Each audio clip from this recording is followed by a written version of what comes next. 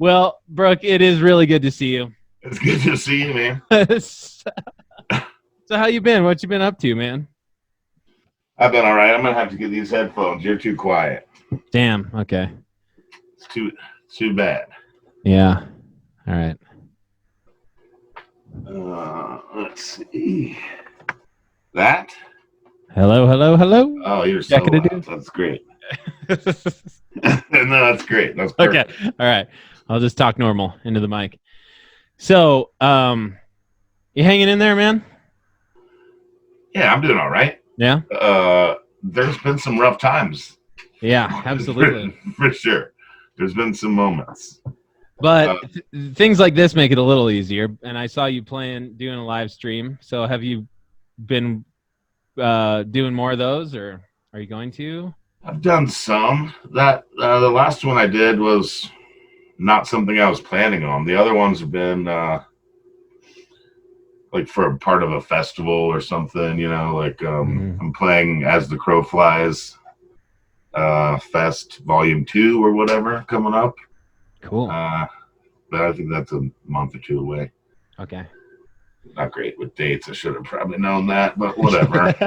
I'll find it out. But I've done a couple online shows, and it's different.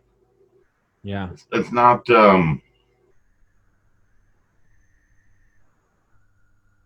I don't know. It's kind of all right though. Yeah. I mean, you're not having to travel a lot. You're not having to spend a bunch of money on that. And you can play to people all over the world at the same time, which is pretty cool. When you got people from Germany talking to like my friends in California or Kansas, and it's like, oh, okay, well, this is a small world after all. Yeah, everybody's watching. Was right the whole time. I know. I was just talking to Adam the other day about that too. It is a small world, and we were talking about tour stories and stuff. And I reminded him that he was the one that actually like saved your life when you almost fell off that balcony, and he reached out and grabbed you. It was like an angel intervention, I think. But how janky was that deck? Yeah, that was the jankiest deck ever. So rooftop, second floor bar, ancient, cool old bar. Yeah. Yeah. And then patios on the roof of the bottom floor, rotten.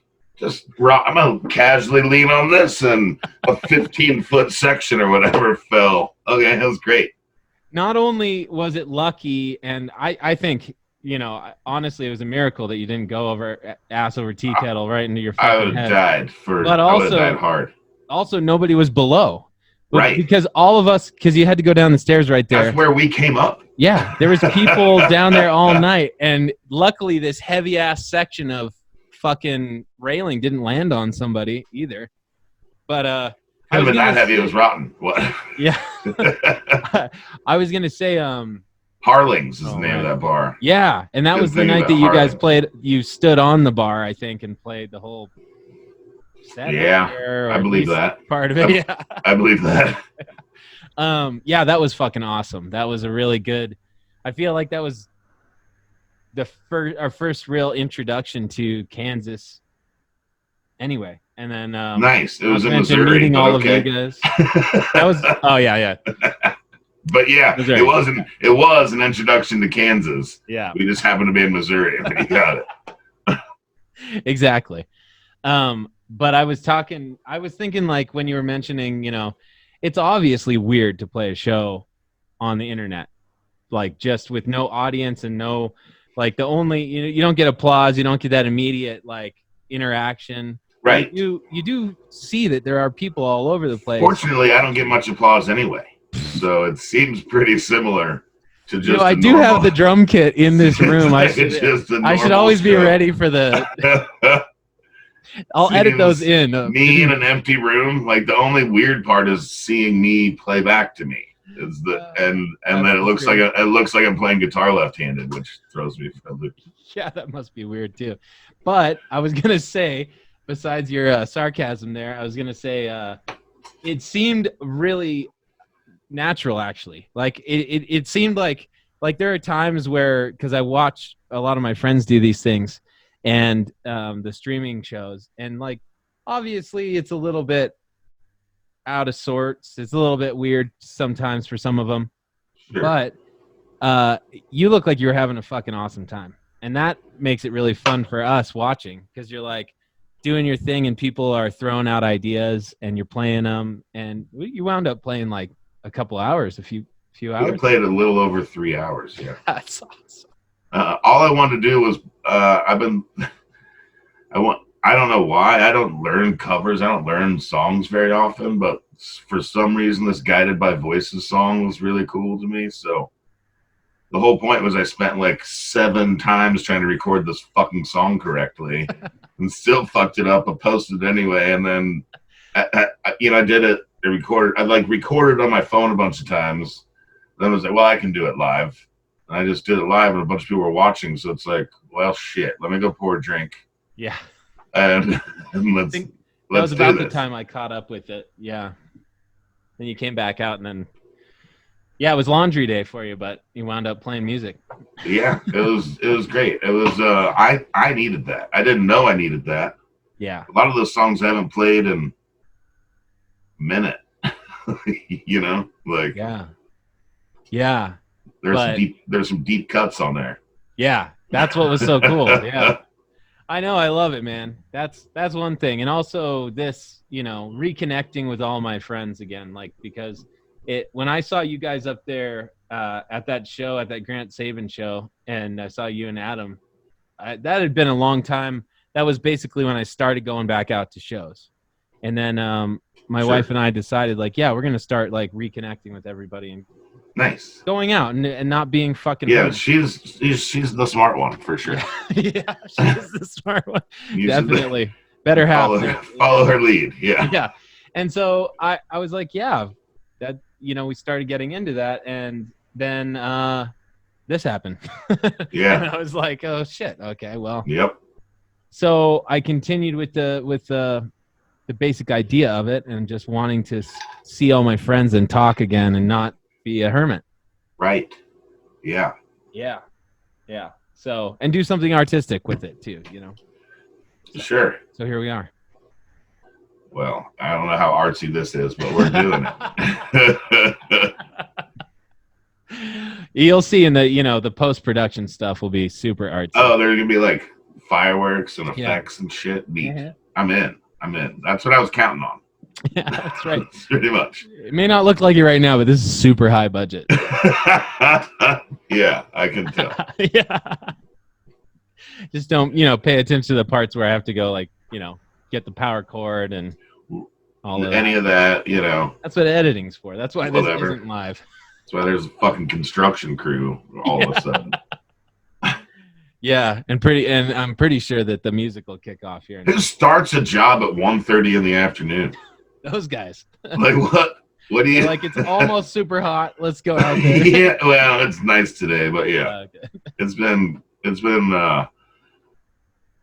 been very Kansas lately. It was down in the 40s the other day, and raining, and then was 70 something yesterday or whatever. So yeah, we've got some of those here too. It's supposed to be almost 90.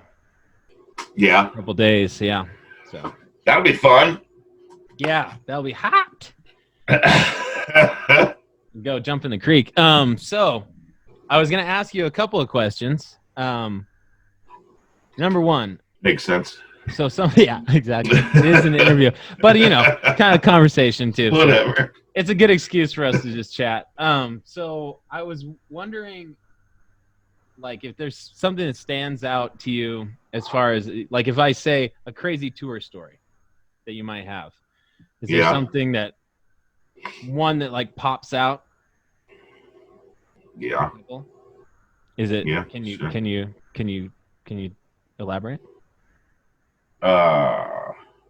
Sure.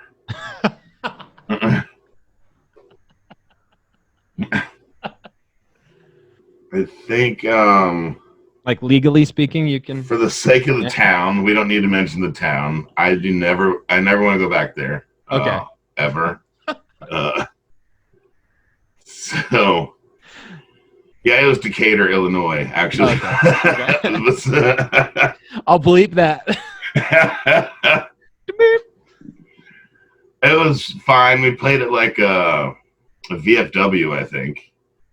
And, we're in the minivan and always need a place to stay. And these guys, like, oh, you can come to our house and you can stay there. Like, we have this big water bed and there's a stereo built into the wall in our bedroom. It's super cool. Like, oh, okay. Well, I don't know what I need a stereo built in the wall for. If I'm just trying to sleep, but also rad. That's cool. Yeah. So we go there and everyone was drinking. It got a little weird. There was no drugs that I could see other than smoking some weed or whatever. But like,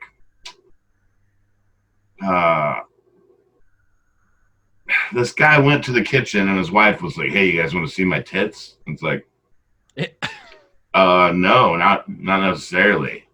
And so she goes ahead and flashes us, and she's like, "Don't tell my husband. He would be so fucking pissed." It's like, dude, he's right in the kitchen over there. What do you? You don't need to do that. You don't need to do that. He comes back to the kitchen. He's like, "Hey, you guys want to see my wife's tits?" It's like, again? No, not necessarily. Fuck. So he makes her stand on the table.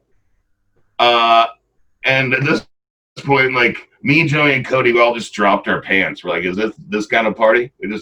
We're just gonna stand here in our boxers. What the fuck are we doing right now? Because he pulls out a knife. He's like, man, don't touch her. These fed 3 of my babies. And it's like, what in the fucking Christ?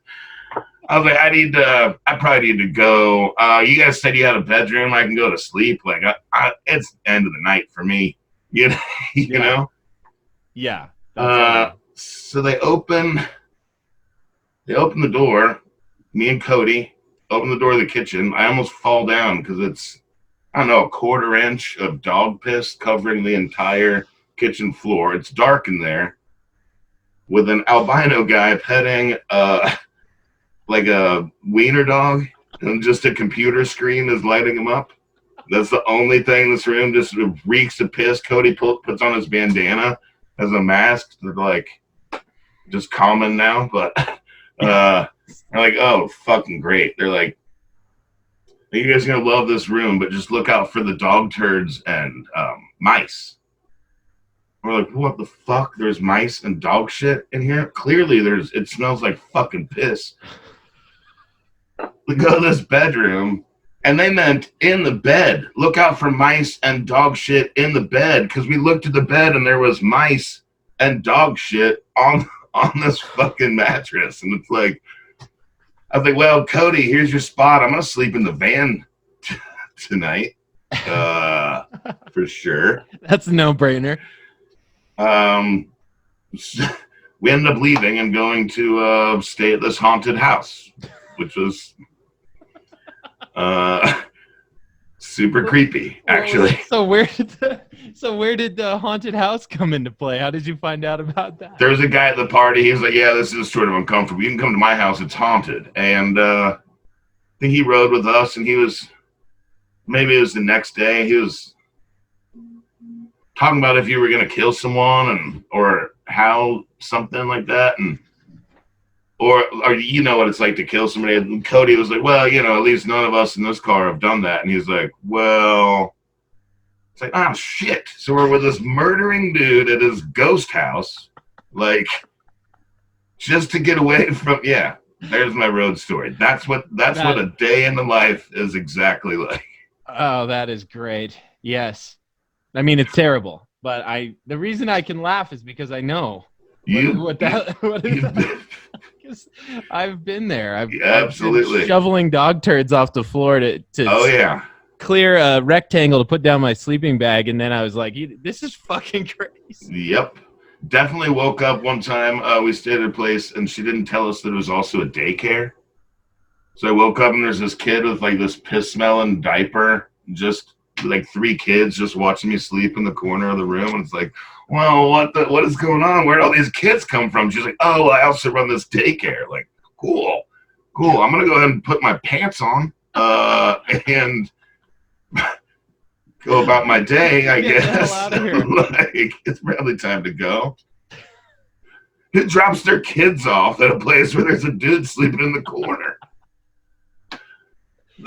Oh man, that's a budget rate daycare right there, man. Daycare is expensive, so if you find a cheap one, they're like using you as the I don't know what as the what the toys in the corner. You're like, there's like a stuffed teddy bear and asleep. This dude, this band dude, you can fuck around, climb on. Yeah, whatever, it's fine. Whatever. Oh my god, dude. The haunted house / the part you kind of quickly said it and then went to the next thing, but there was a guy with a computer and a dog, and he was an albino dude in the corner. Nothing against albinos, but it was a creepy scene. Well, yeah, that whole. We open the door to the rest of the house, and it's this dark kitchen with a puddle. The whole entire kitchen was a puddle of pee, and this dude just petting a wiener dog in the corner. It was very Austin Powers or something. That is so scary. It was not cool. I'm glad you left. Yeah, do a murder. We'd probably still be there in the basement or something if we would have stayed. Oh yeah, we've had those moments before where it was like, if we go home with this person, we're not ever going to do anything. We're going home with this person. That's our home, and we'll be a part of their house. Right. We'll be incorporated into the foundation. Part of the foundation. Yeah, absolutely. Yeah, there was a guy when we played with Dropkick one night. They paid us like $100 a night or something. So it was like, and then then you'd have to drive like 20 hours the next day, and so we would be like, okay, we can sleep like not 20, but 11. Yeah, exactly. Like 10 hours, 6 hours, whatever. And so we're like, okay, we can sleep a little bit. So we would ask on stage, does anybody have a place to stay? There are, 1,000 weirdos in there. And we're dangerous move. It's a dangerous move. Yeah, it is. It's sketchy. And so this guy one night in Florida came up to the merch Florida, table. First of all, you're in Florida. Be very careful. Be very careful. Happens in Florida, man. Yeah. There's giant reptiles that can take care of a dead body. Going on. There's a lot of stuff going on. So we say, okay, go talk to Randy at the merch table, which is another dangerous move, but she's tough as shit. So I don't worry about her. But there was this dude came up, and first of all, he had a kilt. Nothing against Scottish folks, but he wasn't Scottish, but he was wearing a kilt. And he came up and he's like, I have a place for you to stay. And Randy was like, okay, he seemed normal enough, except for the, kilt. And then she's like, kilt not being Scottish. Yeah. Yeah, that part. We're nowhere near fucking Scotland. That's a different sort of person, but okay. Yeah. So she goes, okay, sure. I'll take your phone number down. I'll let you know if a less weird person happens by the merch booth. And a prettier, less weird person would be great. And so he's like, okay. And then he just basically posts up right across from the merch table for hours. And she's getting a little creeped out. She mentions it to me, and I stand there, and then he comes back up, and he's like, I really need, I would love for you guys to come there and stay the night. And he starts acting a little bit nervous, a little like wringing his hands, and then he starts saying to Randy, after I go away and somebody else is there, he comes back up and he's like, she's like, I think we're going to go with something else. Somebody else actually anything else. Probably anything else. We're going to sleep in the van. We forgot our homie lives here. Yeah, exactly. We're gonna I haven't seen them forever. And she starts making up shit. And then he's like, I need this one. I need this one. And she's like, you need what one? What does that mean? And he's like, I just really need this one. Dude, and you need to go home. Yeah. And we're like, and we did the end of night thing and packed up the merch, and he was still there. And we were like, get the fuck out of here. Right. Yeah, now we're throwing you out. We wanted to go into your home, and now we just don't even want you in the bar with us. No, yeah. I had the security get him because I was like, well, just get him out of here. Right. Like, this dude is not part night's of over. Yeah, night's over. Yeah. But he didn't get that one. It was like, what one? We talked about it like it was the last murder of a strange band from the West Coast that he needed to do before he could retire. Right, this last one. Gotta get this one. Okay, bro. I need this one. I have a band I can send your way if you want, but you can have a different one. Yeah, this ain't it. This is not it. So that's that sort of thing happens, and it's when you put yourself out there, it could and there are times where it's fantastic. You go to somebody's house and they take care of you, and it's wonderful food and atmosphere, and in some majestic places. Yeah, you're out in the woods with a beautiful you're on the view. side of a mountain, and there's only 3 houses on this mountain, and they're your friends. Cool. Okay. Yeah. That makes West Virginia all right. Yeah. We were there with you. Yep. We forgot Dow. Yeah. You guys left Dow at the bottom of the mountain. at the bottom of the mountain at the bar. Yep. That's not the first or last time that happened. That's funny. I forgot we were there with you. We went there another couple times, but yeah, that was Nikki's place. Nikki's place. That was a beautiful spot. This, handmade fucking cabins on a mountain. That was great. Gorgeous, man. And yeah, as we're going up the final ascent, because it is treacherous, you had to drop the trailer halfway up the hill. You just park the trailer, and then called us. Hey, you guys got Dow, right? Like, dude, we are 20 minutes away and up a mountain right now. And no, how would we have an extra person in this minivan? Like, there's an upright base and gear and 3 people. We did not bring your bandmate. Sorry.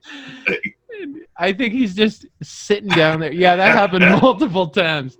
He's just sitting down there. You guys didn't seem surprised. Like, oh, yeah, it's happened before. Like, okay, well, we're going to just spend the night here, and he's going to figure out what to do for himself. He just shows up somehow. I don't know. Dude. It's like a carrier pigeon. He always comes back home to roost. I'm pretty sure he like the girl he was talking to, he had to really put a move to like, oh, I love my band. Okay.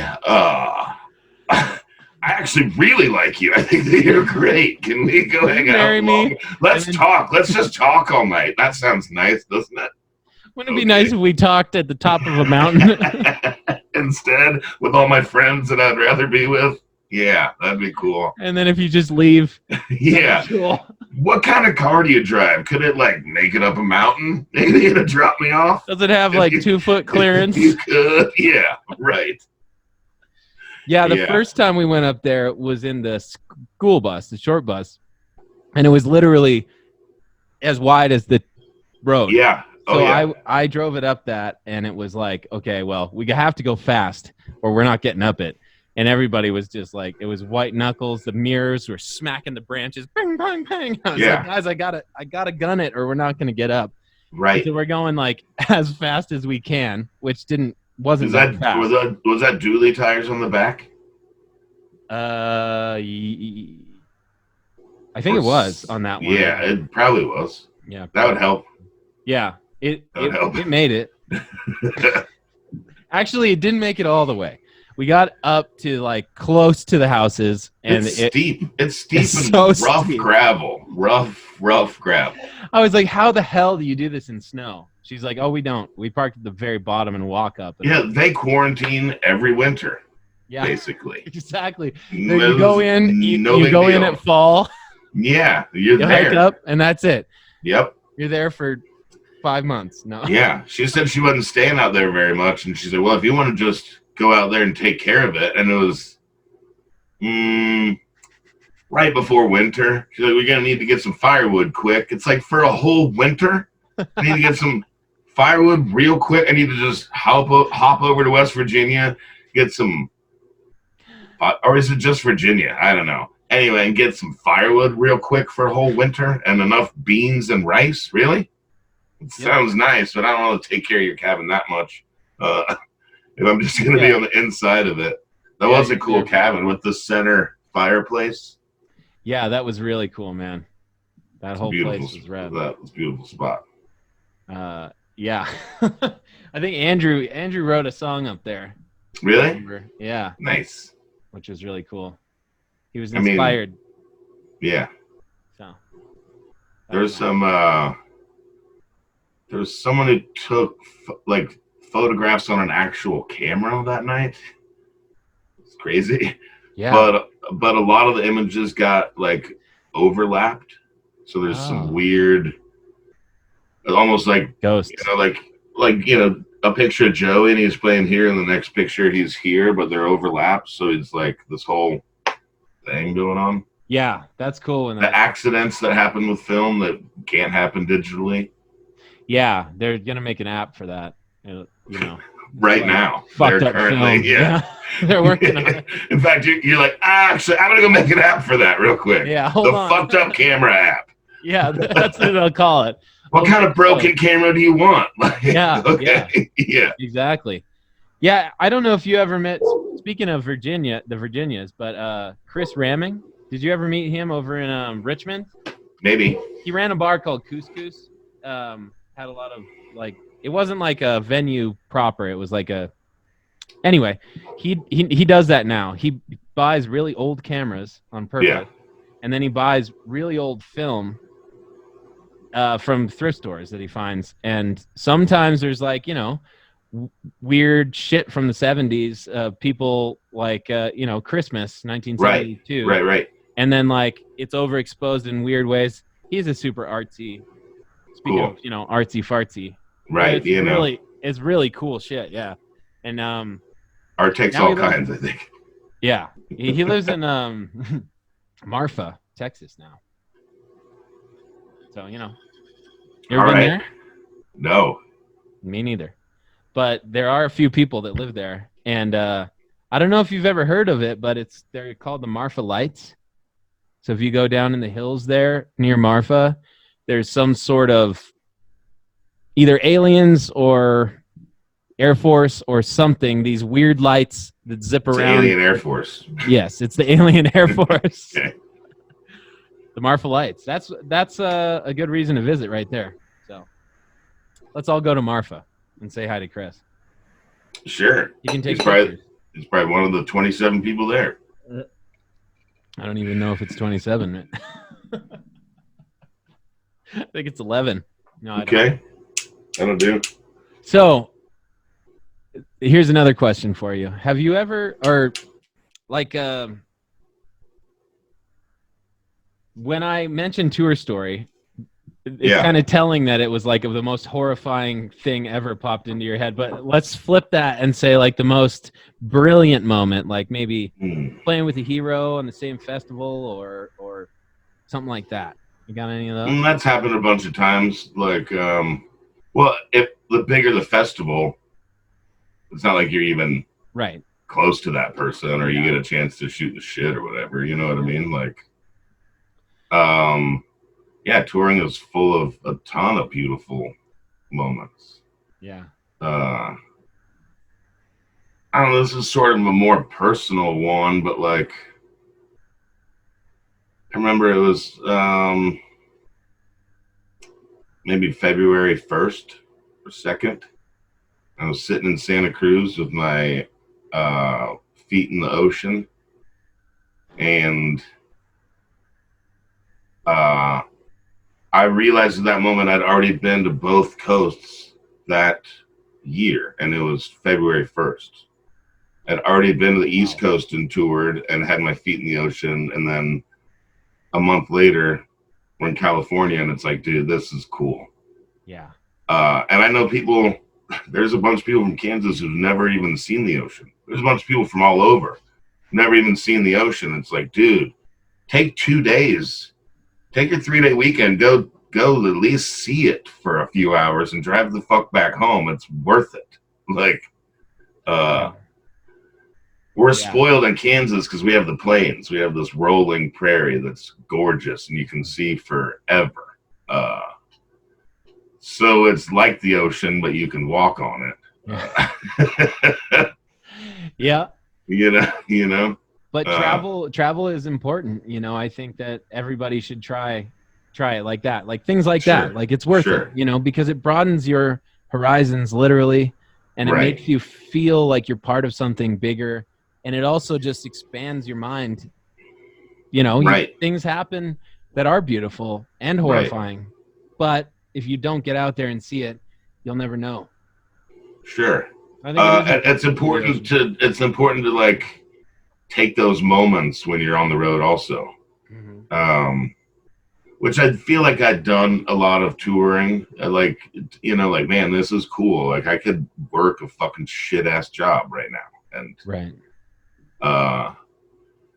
But before we went to Europe, which we had plans to go back, but that all got changed. Took us a long time to get there, but I guess it was a year or two ago. Like, not this, maybe, yeah. Mm-hmm. But getting to Europe, there was a lot. Jared Starling from Carrie Nation and the Speakeasy was, he's like, man, when you're over there, just be sure to like take a minute and realize where you're at and that music did this, like songs did this. And it's like, okay, that's legit. Yeah. I just made up this shit in my room. You know what I mean? Like, really, yeah. about my feelings, and that somehow gets me, okay, I'll just not try to overthink this too much and just roll with it. Seems like a fluke, though. If you gotta be pretty honest. Seems like a fluke. Yeah, that is a very good point, man. That is a very good point as far as like stopping to smell the flowers, so to speak. Like when you're over there and your schedule is pretty, like, I know with us, they tried to always cram in 1 million shows into a very short period of time. Because, well, see, you had a they in charge of you. Yeah. We had a us in charge of us. Yeah, and so that's different. It was way cooler. Yeah, I imagine mean, it was way different. I don't know if it was cooler, but it was what we wanted. Well, yes, and that's different. That is cooler, because you can take the time to see those things. Well, we drove our own van. Yeah, we did all of our own. We booked all the shows. You know, like, and we did have a little help with a couple of booking agencies that were actually kind enough to work together, and normally don't. But like, yeah, it was Muddy Roots Europe. Once they asked us to play, I was like, well, fuck, let's just do it, you know? Yeah. And stay there. We were there for, I think, 5 weeks and did 5 or 6 countries, you know? Yeah. What countries did you go to? Fuck if I know. Yeah. Why? Why did I mention how many countries? Because I knew you were going to ask. I don't know. Yeah. Well, it's probably like Belgium, Germany, yeah. UK, cool. Switzerland, I think. Yeah. That makes sense. For a weirdo festival on the side of a mountain. It was fucking weird. Good. Yeah, it was good. It was good weird.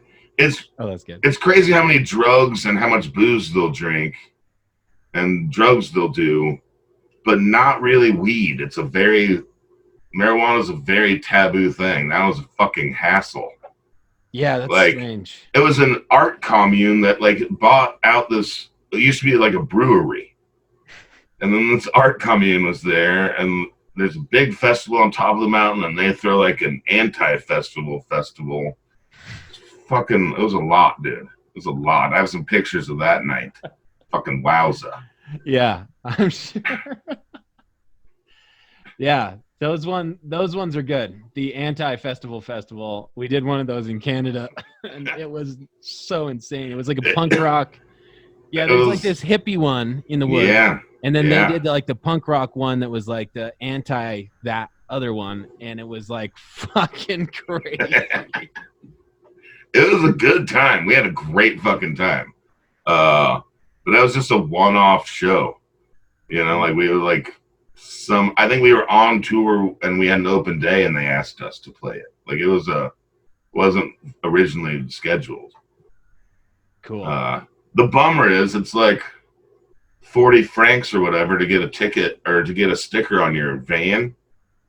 It's like, dude, we're just here for a day. Oh, yeah. And this van is a rental, so the next van doesn't have to. That's cool. We'll just pass it forward. But yeah, it was a brand new van. We were the first ones to use it. Oh, nice. It was nice. It was a great van. 6-speed Renault. Like it was great. Awesome. Yep, Europe. So, I mean, eventually you'll get back there. I don't know. Why? So you can play the weirdo anti-festival. Yeah, I can just, I don't know. Yeah. There was already a thing happening with venues live streaming shows, which I think is a poor idea. Because I've definitely got messages the next day of like, hey, me and the girlfriend had a great night. We ordered a pizza and bought a 6-pack and watched your show at our house for free. And it's like, damn, that wasn't what that's not what I was trying to do. Yeah. You know what I mean? Doing these online shows, like if that's what people want, like, hey, drinks are cheaper at the house. And you know how clean your bathroom is. You know the venues and it. There's a lot of pluses to just playing to people at their house. True.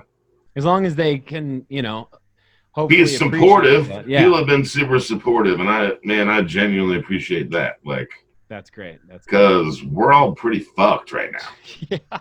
But everyone's pretty fucked right now, and I feel like one of the first things that's going to stop being supported is maybe the arts, but they're probably important the most right now. Yeah, I'd say so, for sure. It sure picks me up, like I was saying, to see you play or to see my friends, like my friend John Ghazi he's in the Caribbean, man, and he's doing these things once a week, and it's so good to see him do it. And I think that I've seen some really cool online shows of people I would have never, ever even heard of before. Yeah. Yeah. Which has been really fun. Yeah. There's this, what the fuck was the name of it? That's a bummer. I don't know. I've seen some cool stuff. Yeah. It'll come back to you as soon as we... Ethereal. I think his name was Ethereal. And it's just this guy in his backyard, this tiny blue house that looks like it's surrounded by giant brick buildings. Super ton of reverb and cool effects and singing mostly in falsetto and cool songs. It was great. Nice. It was great. It was some online fucking festival thing. Who knows how that, Yeah.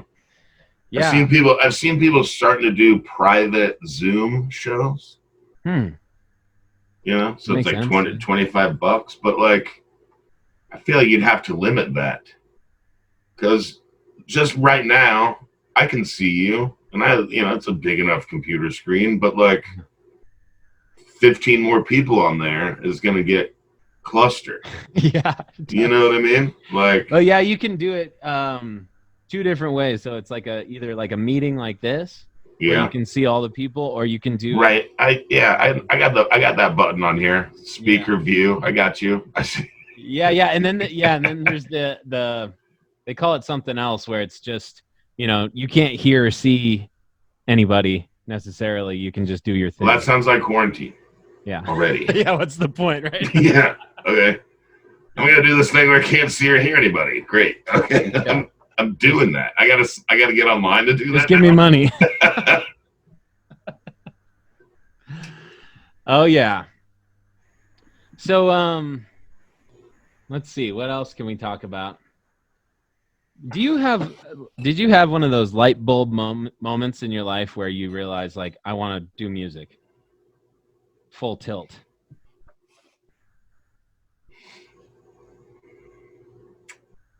I mean, the fact that I have to think about it means no. So, yeah. But there was what was that defining moment? Yeah, you got. Did I have a defining moment? I don't. Well, sometimes be there somewhere. Sometimes it takes a minute to think these things. No, there was definitely a time in high school where I played sports. I played all the sports I could, and sports I couldn't. Played all the sports, and got injured a couple times, couple shoulder surgeries. So I wanted to play in college, and probably could have. I mean, I definitely could have played in college, but I couldn't have if I would have injured my shoulder again, my doctor was like, "Man, you're going to be a cripple. Like that's a useless arm at that point." You know. Damn. So, I'd already been writing songs and liked it more. Yeah. You know. So it was just sort of a decision. Like it was basically the decision about going to college. Mm-hmm. So, well, I mean, which I value in education. Everyone in my family is highly educated, doctors and masters, and you know they're all everyone. I'm the only one in my family that hasn't gone to college. You know what I mean? Wow. Like, but I made that decision. I was like, well, I want to write songs, and there's nothing in college that's going to teach me how to do that. Yeah. You know, like if I'm not going to go play sports and get a scholarship, then I already saw that people were in debt forever. And I graduated in 98, you know, back in the 1900s. Yeah, I guess we say that now. Huh? Right. Remember when Fox was 20th Century Fox? Yeah. Back in the 1900s. Yeah. Graduated. Yeah. Dude, that's in the day. Yeah. Right. Yeah, it was just that was basically the decision. Mm-hmm. And I had some jobs after that. I worked at a bunch of cemeteries and did some random jobs, built pools and stuff, whatever. You worked at cemeteries? Oh yeah, I worked at 5 cemeteries. Wow. What did you do? Digging holes? Well, I'm filling them back up. Yeah. It's a crucial part of the job. Well, you know, you could be mowing the lawn. I mean, I've been around every headstone in each of those cemeteries several times with the weed eater. You know.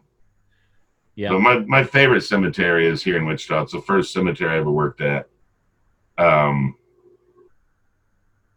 want to talk about a light bulb weekend? Was Walnut Valley Bluegrass Festival. Winfield is what we call it here.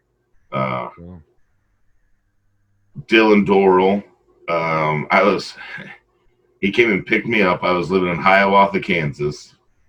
He's like, you got to come to this festival. I was working for Jimmy Dean, the Septic King, making $6.25 an hour, cleaning septic tanks and building lagoons. Wow. A lot of it just on the reservation, building lagoons and stuff up in Nebraska, because Hiawatha's the northeast North Kansas. He's like, you got to come to this festival. So I went down there. We didn't have enough money for tickets. We convinced him to let us in so we could get a job working on the Midway. We had a job at this coffee shop so we could pay for our tickets. I think we actually went and borrowed money from his aunt and uncle.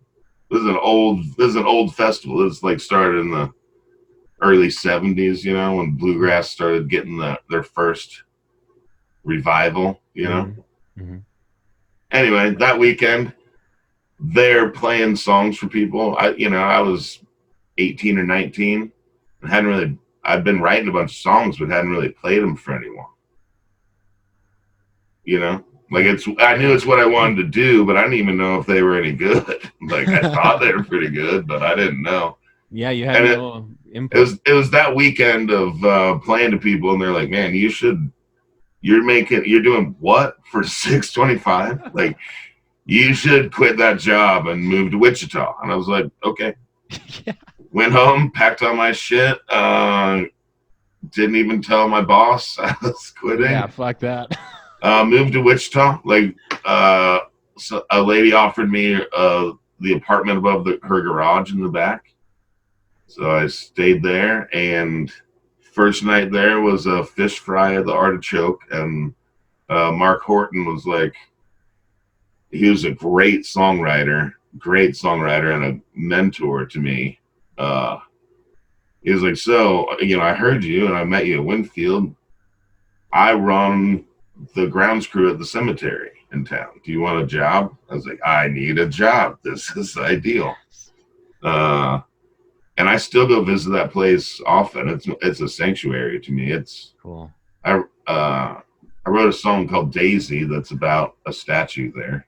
I just built up a life for her, and then turns out you can like look up headstones. I forget what the website is, maybe grave markers or something, and find out people's fucking life story about a lot of stuff. It's sort of creepy, but yeah. You just opened up a rabbit hole that I am. I mean, I love family history stuff and ancestry stuff, and I love headstones too, because they're so, especially in older parts of the country or older cemeteries, are very interesting to read and think about. Yeah, what was their life like? Yep. I just made up a life because I was weed eating thousands of headstones. And, you know, she's this white marble statue in a family plot. She's got a surname. So, like, she's not married. She's not buried with her husband. She's buried with her family. They're all these gray, they're probably this big gray, just blocks in the ground, and then one big headstone. And they're all the same and basic. And then she's this white marble statue holding flowers. And it's like, okay. Yeah. So she was important, right?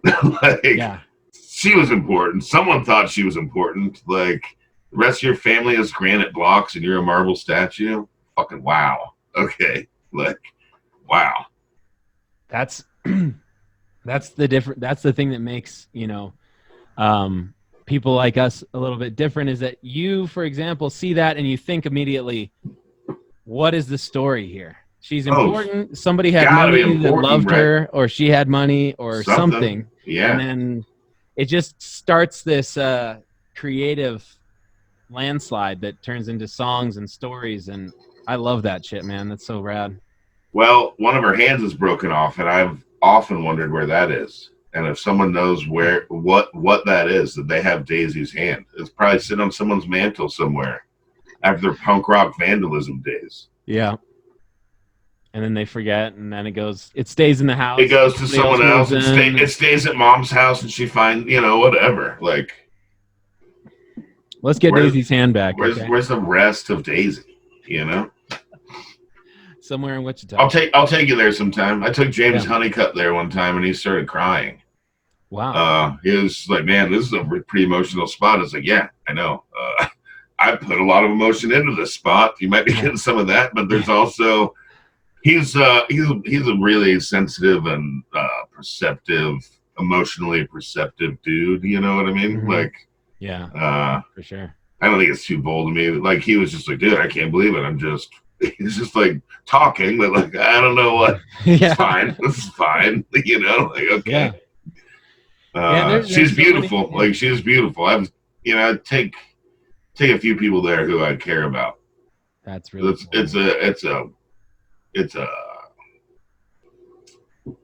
It's a core part of me. Wow. That place. Man. Yeah. For sure. Cool. And that job sure beat the hell out of building lagoons and cleaning out. Yeah, well, I mean, shit gets gross sometimes, but yeah, it was better. It was better. Yeah. Yeah. Basically it's, you know, the middle of Wichita, but it feels like you're in the country, which is my zone. I grew up out in the country, so yeah. Nice. There's a spot called the Back 40 there that is honestly probably 3 acres, but we call it the Back 40, you know.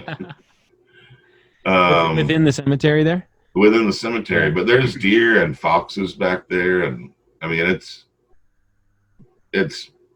you can hear a truck drive by every now and then, but you're pretty much as you can be in the country in the biggest city in Kansas, in the middle of it, you know? Yeah.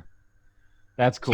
Cemeteries were meant to be a park. They were meant to be a place where families could gather, and it's not like it's supposed to be a sad spot. It's like there's some cultures, you can see it, that definitely embrace that more. We'll go have giant fucking dinners and a big picnic and a party or whatever, you know, like that's cool. That's for. You know what I mean? Hang out with your ancestors and right. respect them. Right, absolutely. Like that's important. Any excuse to get your whole family together with a common purpose is cool. Mm-hmm. You know, like yeah, absolutely. I remember doing that like when I was young, when we lived in Baker City in Oregon. We would do that a few times. We did it with the family where we would go hang out, you know, near our family plot and just hang out in the cemetery and like have a picnic. Yeah, but I haven't been back there in years. It's a long ways from Colorado. Sure. But also, is it? We were just talking about traveling. It's not that far. No, you've not done the that. grand. Yeah, you've done that drive. You've done that drive. Definitely done that for drive. Sure. Yeah. Well, Baker City's kind of off the beaten. Was it trail. You guys that did Portland to Portland? Yeah, we have done Portland to Portland, and then that one. That's ridiculous because you got the fucking Great Lakes and all. Yeah, it was something else. Yeah, that was 3 months, and it was like, yeah, and we did 3 months in that bus, and then we inspired other bands to do such things, and Why did you do? We didn't tell them like, hey, this is the best thing in the world. It's the worst thing. You might as well get an RV and just be broken down all the fucking time in comfort.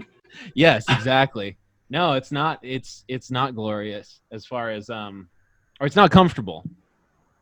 And not even close. When you're that age, you can do it. And then you're like, you know, there are moments that are beautiful, and then there's a lot of stinky shit too. Yeah. Yep. Yeah, you know. But yeah, Portland to Portland. And then that one time we did Muddy Roots, and we played a little bit earlier, and then we had to drive to Seattle. So we had like 2 days or I think 2.5 days to do that journey. I think something like that. Something absolutely absurd. And we not bad. Made it. 2.5 days. That's not bad. Yeah. It's not bad. But we did. I think we did a Kansas City show and then played in not Bend. Yeah, maybe Bend, Oregon. The next, it was 27 hours or something. Yeah, straight haul. Yeah, it's a long drive. Brutal. Yeah, that's a long drive. I didn't drive at that time. I didn't have a legal driver's license. So it's just two dudes. So yeah, and me sleeping, which is a total dick. It's a shame sleep at that point. Yeah, you just. I'm so sorry. I'm so fucking sorry. When this is a 4-hour drive, this is not a big deal. I'm so sorry. Yeah. Just have to roll over and go back to sleep. Yeah, it was a shame sleep for sure.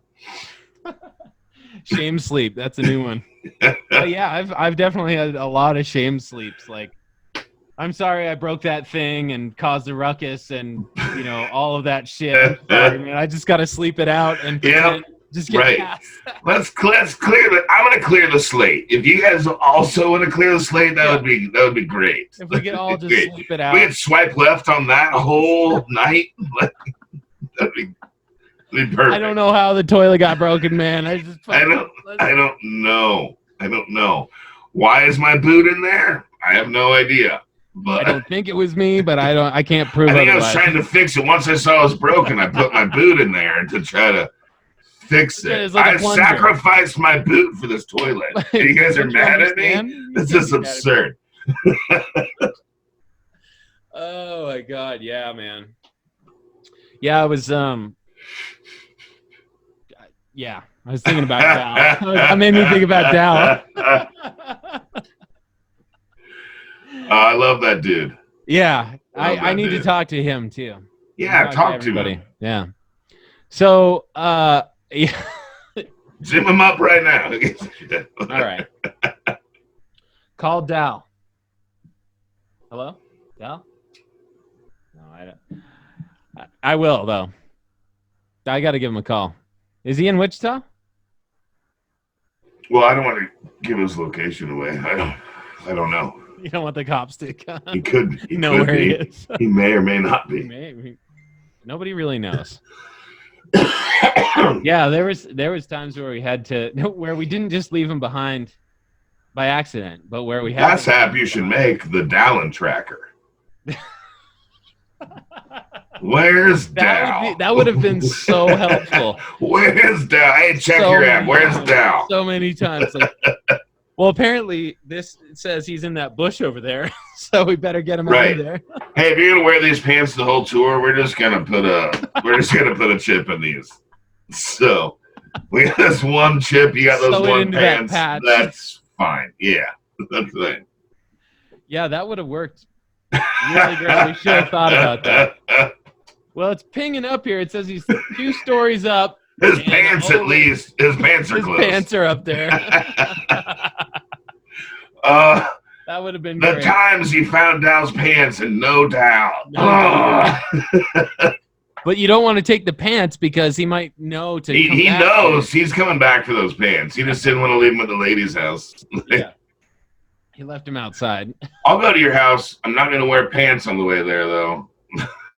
Okay. Okay, that's probably fine. Musicians are weird, but I guess we're getting down. Is this art? What are we doing right now? Are you sure you want to hang your pants in that tree? Yes, they'll know. Yeah, it's next to those sneakers. This is clearly a good neighborhood. Yeah, it's safe. Yeah. But I got to bring all of my knives and my tool belt. So he wears his tool belt and his boxers, but no pants. Oh my God. Oh, dude, one time, man, I've got a million, but one time we were coming back from our European tour and we were in the airport in London. Already did the tour. Already made it into the country, multiple countries, and we're coming back. We're going back. Mm-hmm.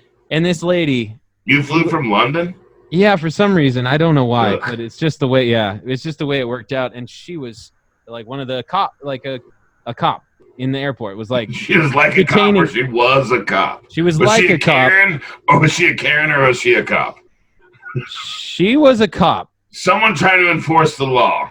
Yes. Okay. She was a law enforcement agent, and she was ready to enforce some law on that motherfucker. I like how you chicken wing that. You just Mick Jaggered that.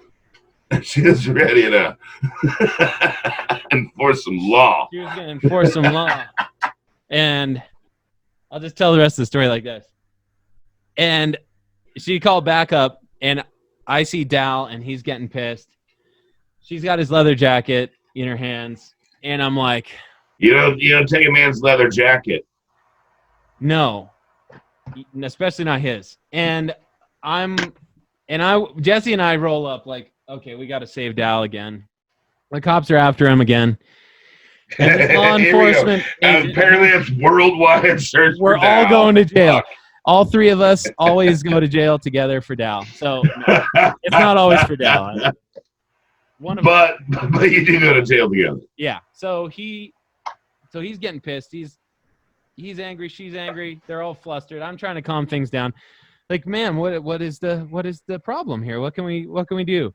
And she's like, you just step back, like getting really angry. And I finally realized that he had a bullet in his pocket that he had like inside, like there was a hole inside the pocket. I found a bullet recently that I did not know was there. Yeah. So I understand the struggle. I was like, I don't even know anyone who has a gun.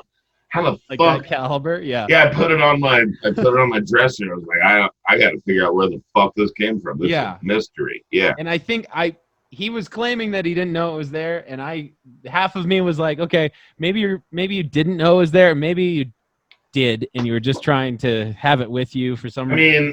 Not like you have a gun, but live ammo is dangerous. Yeah. So kids, she was rightfully pissed. Hey, for all the kids watching. Yes, that's dangerous. Live ammo is dangerous. Be careful. But really? And don't go to England. But really? It's not. Yeah. with a gun, it's much more dangerous. With a wrist, I mean, a nail is sharp, but with a hammer, it's sharper.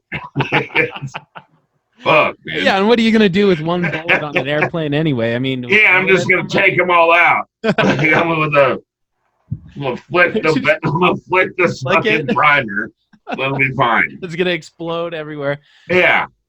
Somehow, this has actually never happened before. When Jesse and I step up into the situation, it always escalates it, and we all go to jail. Well, I've hung out with you and Jesse, and I don't know who would have escalated it out of the two of you, but I have a guess. So we look at how red your face got. Look, flustered. All right, that's good. I gotta hold on. I gotta take it. Breathe out. Edit. You can edit that. Yeah, drink that mud. What are you drinking? It's clay. Coffee. Some clay. Ugh. And I gotta take a breather. So we somehow talked her down and got Dal back, but it was very, very close because they were apprehending him at the moment. They had him in, like, if not zip tied, like an inch from it, and it was like zip tie seems like even like more degrading than. You can't even give me handcuffs. You don't have metal for this. You just got the big zip tie this shit. I can buy this shit at home. What? What? Yep. And so we got him back. That was one of the times we got him back. We were all about to board a fucking plane, like within minutes.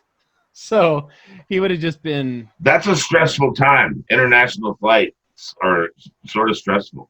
Flights are stressful. I don't fly a bunch, but every now and then there's a one-off or like a week of shows where it's just cheaper to fly there than, you know what I mean? And drive, yeah. But international flights, there's an extra layer of stress. How much does everything weigh? Yeah, where the hell do we check in for this shit? Jared Starling loaned me his guitar case, which was fucking bomb. But it's gigantic and heavy already. And it was like, with a guitar and extra clothes in there, so I have this backpack I can carry on and check this bag. Yeah. It was like right at the 50 pounds. Like, because it's heavy because it's full of bullets. It's full of bullets. Speaking of bullets, you've asked two questions so far, so I'll just keep answering them over and over. That's perfect. I love this. This is better than questions. Fine. I like just story time with Brooke. That's what this is gonna be called. Another light bulb moment of like just sort of acknowledgement of like it's a sacrifice to be a touring musician. It's not easy. There's a lot of things you have to give up, so like when you get a little bit of camaraderie and recognition, like those things, that's why we're doing it. We want to make people feel better, but like feeling appreciated it's huge. I mean, compared to the $12 you're making per show, it's a big deal. Yeah, that is a big deal. So standing in your house with your brother and your mom, and you guys gave me the nicest present, the kindest present. It was super sweet. It was a gift that your mom bought your dad, and it's like, it's a precious thing to me. It's 4 feet away from me most times, and I am amazing with it also.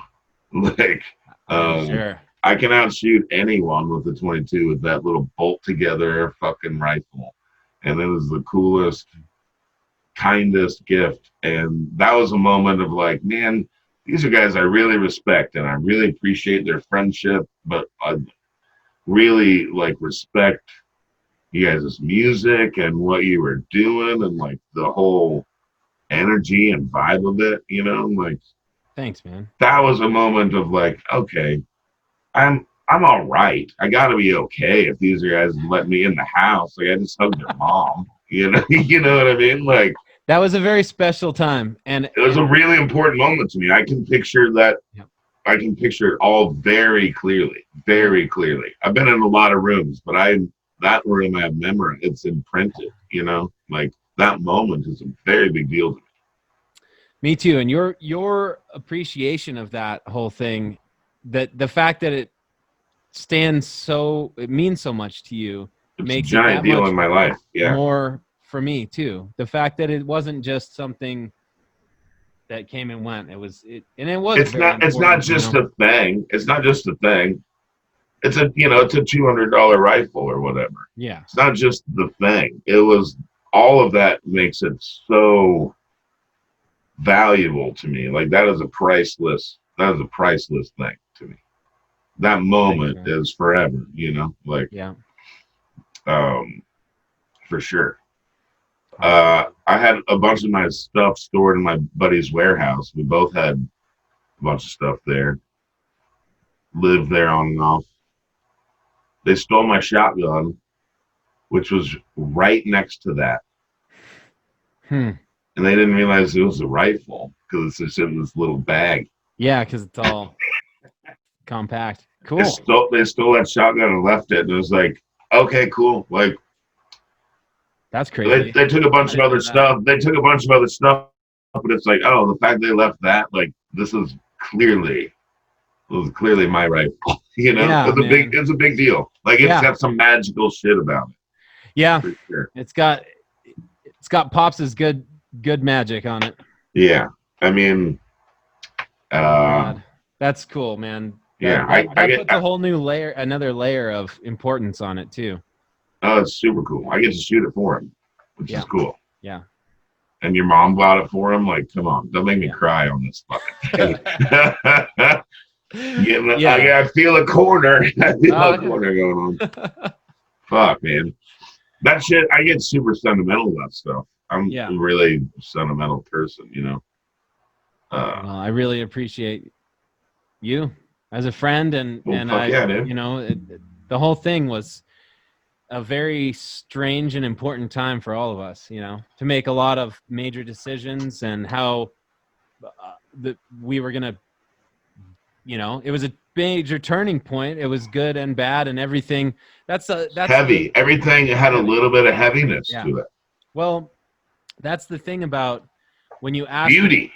Yeah. Like when you ask like a touring musician, like a real road dog, like that's what's kind of hard about it is the two questions that I asked you are like the good and bad. It gets all rolled together, and over time, and you travel enough, there are so many things that happen where you're just like, it's hard to pick one out, and that's why I like just asking one question and rolling with it. It might sound dumb, but a pearl is built out of an aggravation.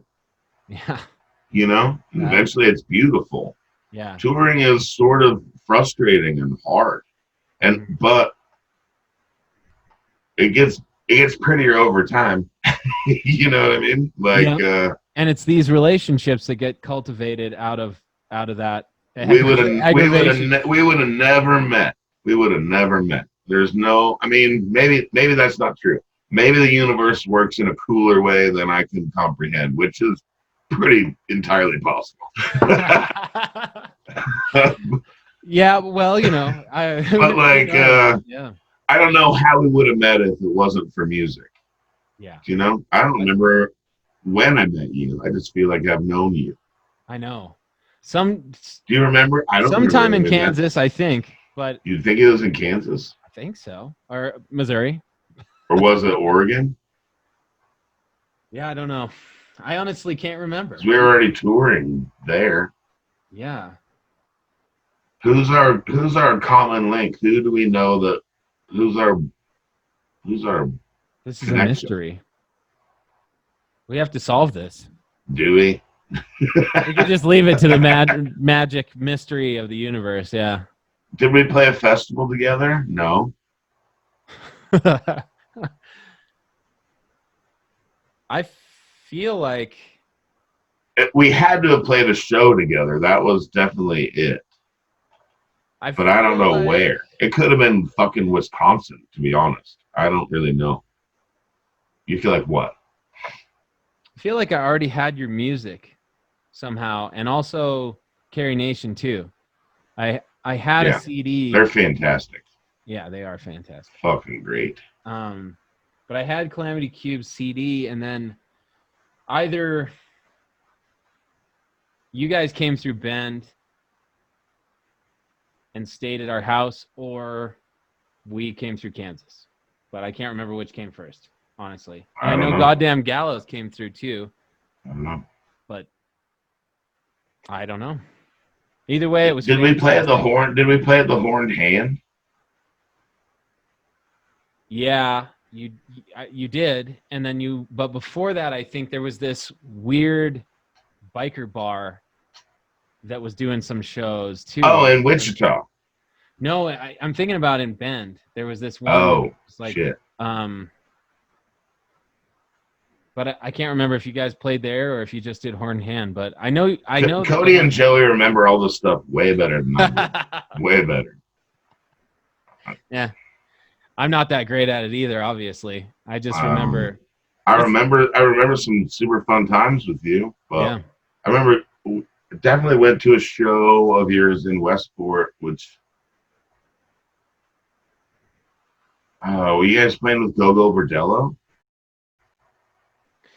We played, well, we never like played a show with them. We did a festival. We did Floyd Fest in I remember going to a show at this big venue, a medium-sized venue.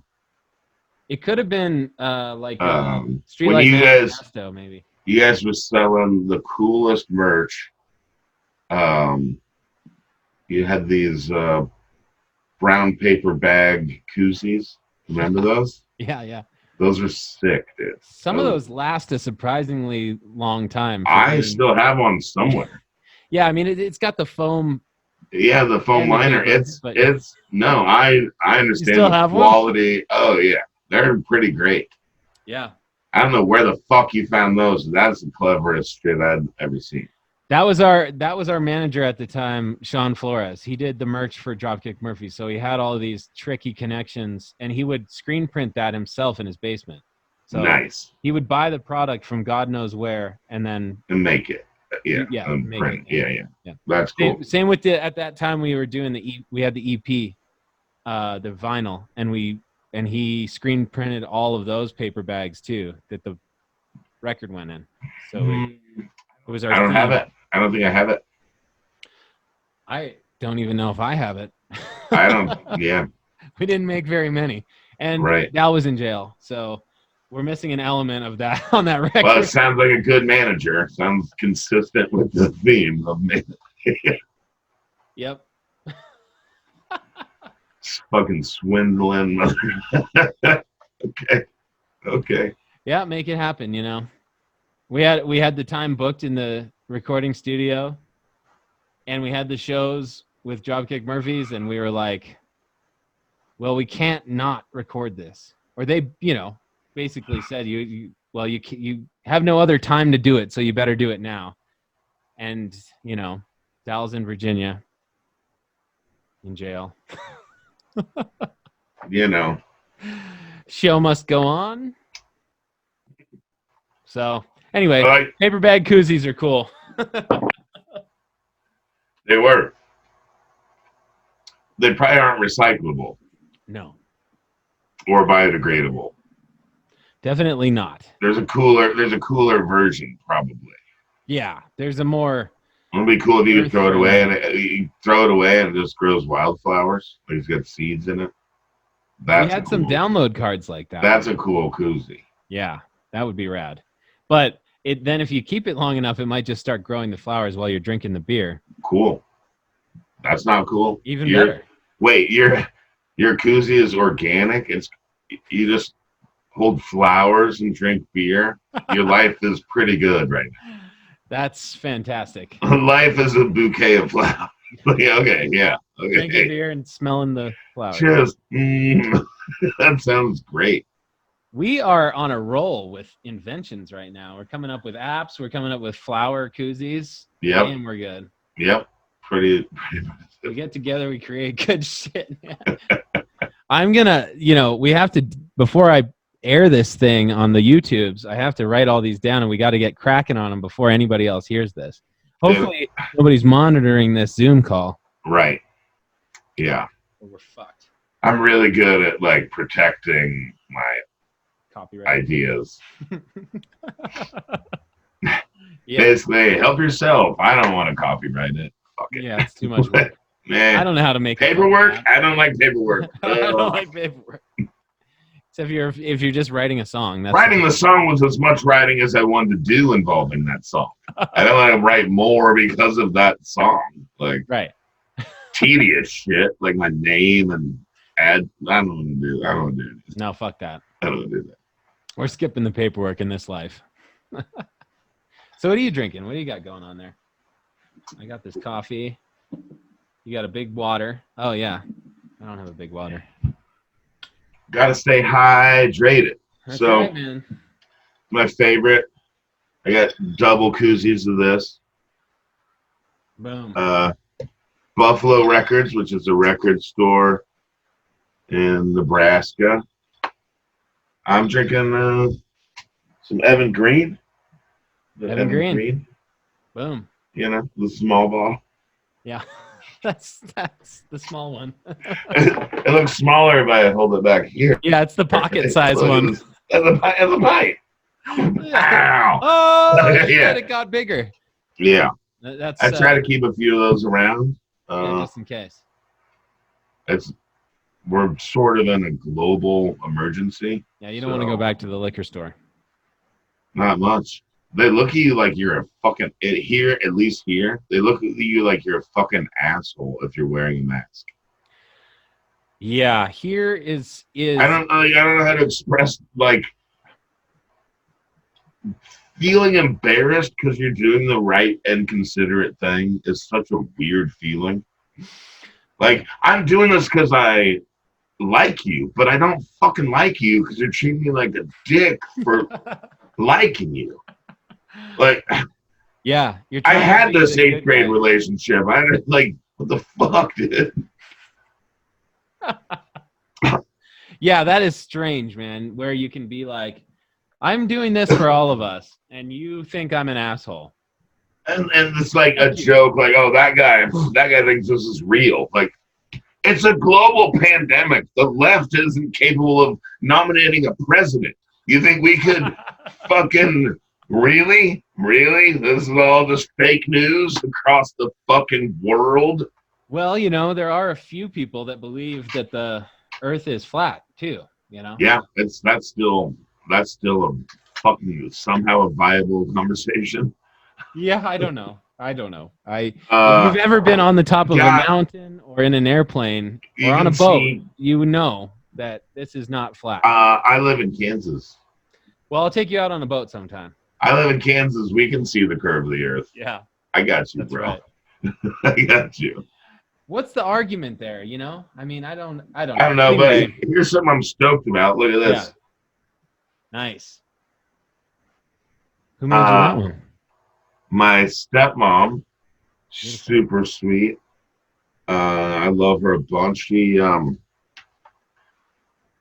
My dad works at General Motors and works at General Motors every day and has for the last 40-something years. And he got new coveralls. And he always has her like trim the sleeves and hem the bottoms or whatever. You know what I mean? Yeah. He's a nice guy. So she had leftover fabric. So this is General Motors. Oh, sweet. Coverall fabric. Cool, man. Like, I'm super stoked about it. I can appreciate just that. Like the sentimentality, like once again, like, oh, this is my dad's work clothes. Also, shit, my dad's going to work every day. Fuck. Yeah. He's too old to be doing that. He shouldn't be doing that. Yeah, totally. I was talking to my mom and she was like, oh yeah, I went on this 5K like charity walk run. She's like, we mostly socially distanced. Like, well, that's not actually doing it. That's then not is it? She's like, that's fine. I went to Costco. Like, Mom, you're an old lady. Like, be careful. Yeah, quick. Stop it. Please stop. Please stop. There's a few people around here that look at you like a fucking twat if you're walking around with a mask. But the thing is, if you have a mask on, they don't really know what you look like anyway. So. Well, you can also say, fuck you. Yeah. Fuck you. Over and over under your mask. Yeah. I can say all sorts of slow motion bullshit to people they're like, huh? as they're letting their children roll around on the floor by the cash register, which I've literally seen. Yeah, like, I read. Why are your fucking kids here, dude? Why are your kids here? This is the one time I would condone leaving your kids in the car. It's 76 degrees outside. Crack a window. Fucking Christ. Yeah, people don't care, man. It's insane. Some people don't care. And around here, most people don't care. We have Boulder. It's so politicized. The one thing that me and my stepmom have agreed on, politically, is that this isn't political. It should not be at all. I talked to her the other day, and she's like, this shouldn't be a political thing. She's like, we are on the same page on this. It's like, fuck yeah, because if we talk about abortion right now, shit will get squirrely. But yeah. but okay. We got this moment, right? Let's go with this moment. And yeah, she was like, we need to take care of each other. We're all here together. We need to take care of each other. It's like, this is the most beautiful shit you've ever said. Keep it up. Yeah. Keep it up. Keep thinking this way. It was a great conversation. It was reassuring and reaffirming of my things. Like, we'll vote for different candidates, but this is for both of us to be like, man, this isn't about the news. This isn't about any of this stuff. This is real. This is real. People need to accept this is real, and it's probably going to last longer than maybe our economy can stand. And we're going to have to fucking figure that out. Yeah. It sucks. If you make awful.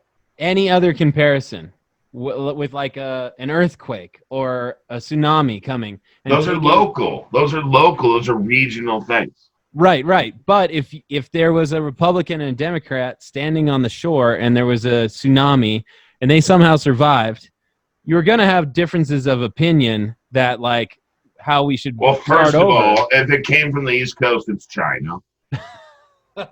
but we can agree that this is a disaster, right? And that we should do something to fix this thing, right? Yeah, pretty fucking quick, yeah. But with this, it's going to kill as many people as a tsunami or more, and we can't agree that this is even happening. That's the most insane thing to me. That we can't agree that it's happening. Not even that it's happening. That's a big, heavy sentence. I haven't heard that sentence. That's a big one. We can't even agree that this is happening. That's huge. because in Denver we have. That also sounds like a great breakup song. It's all yours, buddy. We're making gold today. Yeah, you take your apps. I'll take that line. I don't give a fuck. I'll make my $8 back. There you go. You go. I won't. You got to invest 100,000 in an app. I got to hire the people to build it and all that. Right. Too much work. But in Denver, we have the frontline workers. Oh, speaking of Denver, bummer about Three Kings. Yeah. I saw that yesterday too. Yeah, and that is a fucking bummer because that's drag. Fucking drag. Pour one out. What a drag. Not in your house. Josh Finley posted it and it was like, oh, fuck, no way. It's a major I didn't realize that's only been there 14 years because we've been playing there for 10 years. Mm-hmm. So that was the first place that I think it's the first place we ever played in Denver. And we played there. It was either there or Lions Lair, which was our first shows there, probably in Denver. Yeah. You played the Bluebird, right? Yeah. Mm-hmm. Man, that's a fucking gorgeous venue. I love that spot. Yeah. We played there with the Gallows, and it was cool. A joy. Yeah. Yeah. Yep. It's a cool room. hopefully things will start. I mean, people are so eager here to get back to normal that they have, and that's scary. But it's not normal. We're trying. No, it's not you normal. You can't pretend the things that you can't pretend yourself out of this. That's what I'm talking about. Someone literally told me that they're too smart to get this, which is ironic because that's the dumbest thing I've ever fucking heard. You're too smart. You're too smart to get this. Like, yeah, I mean, I would believe that if it was someone saying, "I'm too smart to get this. I'm quarantined. I can my own food. I've had a garden for 7 years." Right. Okay. Oh, you're a prepper. I got you. You're too smart to get this. Not someone that's like, I got this. Like, I'm too smart to get this. Like, no, you're a fucking dumbass. You're an idiot. You're like, what sucks is you're not gonna die, and someone's grandma is, and fucking like, that's the most terrible part about all of this. Is that a lot of those people, apparent selfishness of our country. Yeah, and they're going to be the ones that do survive and don't have anybody they know get sick. Well, they built up antibodies because it's all made up. Yeah. And I like this herd immunity thing is just so crazy too, because it's like, what are you really saying? What you're really saying is a whole bunch of people are going to die. Yeah, and but survival some of us aren't. Yeah. Yes. Yeah. Some of us aren't. And eventually, some of us will be stronger, and the herd will be stronger. But what you're leaving out is that a whole bunch of people are going to die. Yeah, they're dying. That's how the herd gets stronger. Still getting compared to flu numbers, and it's like, well, we've never quarantined for the flu since the Spanish flu.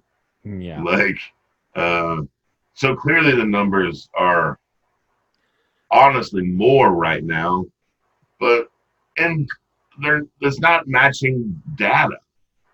Yeah. Like those things don't even make sense to compare to each other because they're not the same thing. When the whole world runs completely fucking fine, so many people die from the flu. When the whole world globally fucking shuts down, more people die from this, and we're still trying to compare them. Like, really? Yeah. It seemed close. Do you want to get on a bus with someone? Do you want to go to a baseball stadium? I want to go to a baseball stadium and watch a game, but I don't want anyone else to be there. Yeah. Just you and the players way down there. Yeah, me and a homie in 6 seats down. I'm good. Yeah. 18 of us in the ballpark would be cool. Yeah, that'd be cool. As long as you got your mask. Hey, right field! Woo! Can you imagine being at a pro baseball game and being able to talk to someone on the other side of just holler at them? That'd be crazy. I guess you could if it was silent enough. And there's have the 37 people there. Yeah. There's more players than fans. I've been to baseball games like that. Wichita Wingnuts games. I've been to games like that. The Wingnuts also. But that's so in. Yeah. You think that's bad?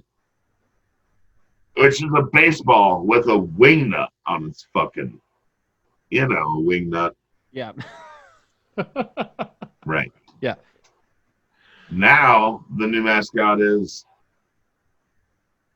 brace yourself, the Wichita Wind Surge.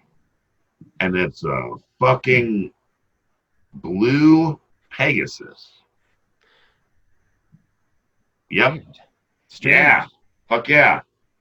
Huh. We just got that team and built a new park, tore down our 1910 stadium, Lawrence Dumont Stadium, which was a fucking national treasure and should have been preserved and historically landmarked. It was an important ballpark.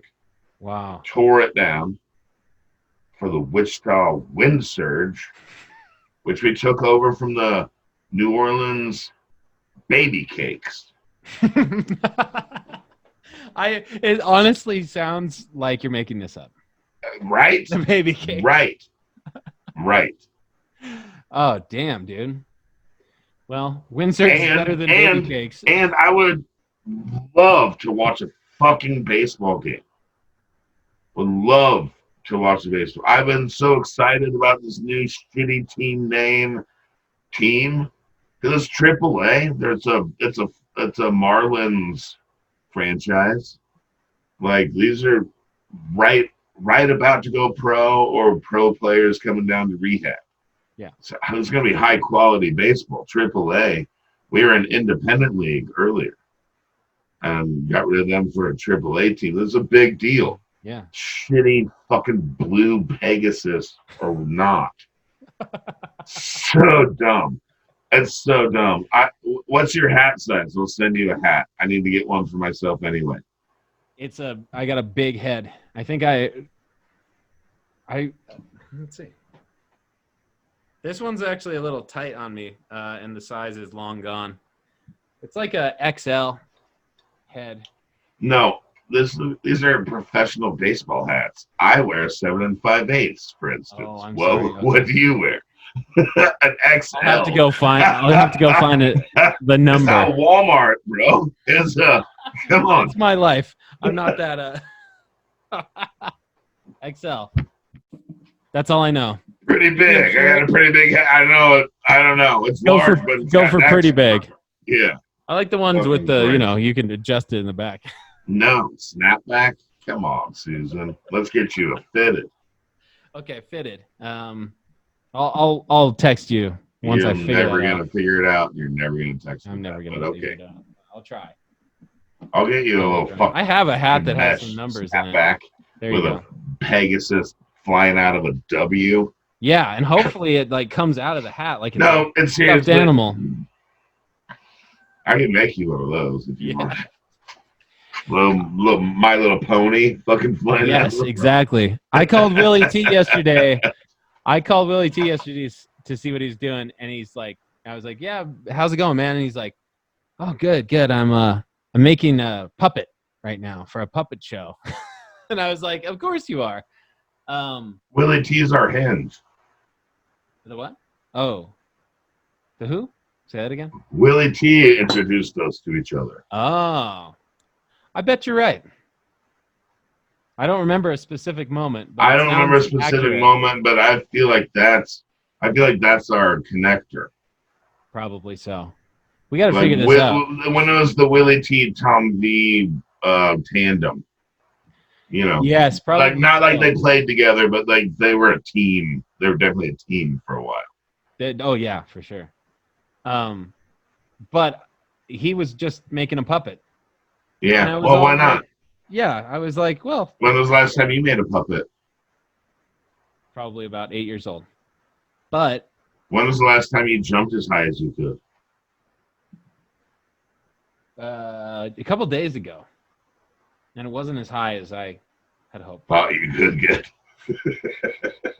But if we're gonna be honest with each other, I tried hard. Gravity is stronger now. Well, yeah. Well, it's It's definitely there's probably some cosmic shit that's making that happen. Something to do with the alignment of the planets. No, it's not. No, couldn't possibly be you. Not old bones or anything like that, but. So, he's making a fucking puppet show called Don Quixote and the 7 Mindfucks. I just wanted to share that with you because. Can you imagine if him and Will Ferrell hooked up? Oh yeah, no, but I hope it happens someday, and it might. Right. Anything can happen with those two, especially. Some Rob Reiner or some just him on TV on national televised. What's the why can't I think of it? Curb Your Enthusiasm. Why can't I think of that? That guy? Shit. Dude, this is embarrassing. I shouldn't even said what I couldn't think of because I can't. Awful. He's brilliant. Okay. Oh, Larry David. Oh yeah. Fuck, Jesus. That was awful. It was awful. Yeah, okay. Larry David. That's Larry the beauty David. Of editing. Oh no! Why are you gonna edit any of this? You'll go like this. What was that guy's name? Oh yeah, Larry. Man, Larry David. Larry David. And I'll be like, yeah. You're so sharp. Why would you edit any of this? This is gorgeous. You're right. I'm not going to. Fuck that. This is real. Put it all up. Boom. Talking to our friends, Yeah, man. Speaking of which, I should hop off. I've got to go and talk to Cyrus Garamani. Oh, cool. So we're done. You found the next better, and that's all I get. It's okay. Brooke. What? I love you. I love you too. This was fun. It was really good to talk to you. And this is my concept. So I'm going to do this conversation. I'll put it up, and then like how many every years it takes to get where we can do one of these in person. Then we'll do the next one at a show where we're hanging out. So I don't know if that's going to be 1 or 5 years, but whatever that will be. I mean, I'm just going to quit music anyway. So we'll talk about that when we get back together. All right, cool. Wait. Brook Blanche, thank you so much for taking the time to talk to me, man. Yeah, bro. Love you. You know that. Absolutely. I love you too. And I hear more laughs in the background. Love you too. Well, there's somebody's hammering somewhere. Yeah. I got a deck being built apparently. Yeah, me too on my roof. Sounds like. What the hell is going on right now?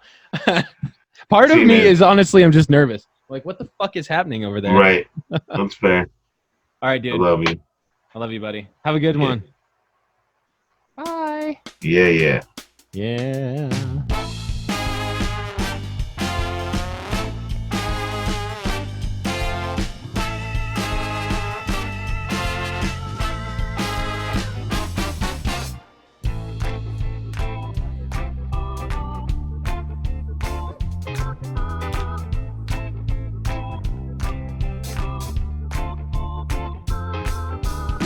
I fell in love with a go-go singer underneath that Motor City skyline. Was it true love or was I just moonstruck? You're a princess, yes. You'll never be my queen. You couldn't be true.